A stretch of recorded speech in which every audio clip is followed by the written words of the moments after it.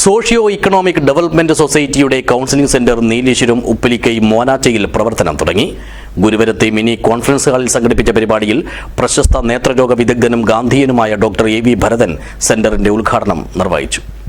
This news sponsored by ഉയർന്ന ഗുണനിലവാരം, തികഞ്ഞ വിശ്വസ്തത, ജനതാ പാൽ.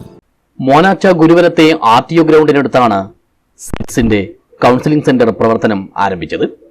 സമൂഹത്തിൽ അനുദിനം വർദ്ധിച്ചു വരുന്ന കുടുംബ പ്രശ്നങ്ങൾ പരിഹരിക്കാനുള്ള ഫാമിലി കൗൺസിലിംഗ് സെന്ററാണിത്. ഗുരുവനത്തെ മിനി കോൺഫറൻസ് ഹാളിൽ സംഘടിപ്പിച്ച പരിപാടിയിൽ വെച്ച് പ്രമുഖ ഗാന്ധിയനും നേത്രരോഗ വിദഗ്ധനുമായ ഡോക്ടർ എ വി ഭരതൻ സെന്ററിന്റെ ഉദ്ഘാടനം നിർവഹിച്ചു. ഇതോടനുബന്ധിച്ച് നടത്തിയ സെമിനാറിൽ ജീവിതശൈലി രോഗങ്ങളുടെ പ്രതിവിധി മില്ലറ്റിലൂടെ എന്ന വിഷയത്തെ അധികരിച്ച് Thiruvananthapuram Santhigram director L Pankajakshan class എടുത്തു.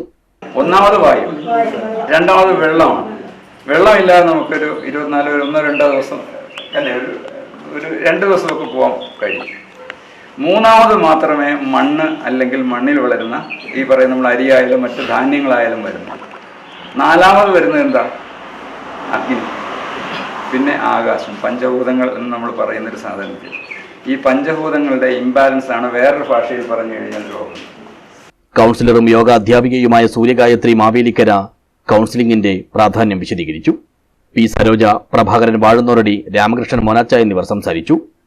ഉദ്ഘാടനം പ്രമാണിച്ച് സൗജന്യമായി മില്ലറ്റ് വിത്തുകളും വിതരണം ചെയ്തു. News bureau, Nileshwar.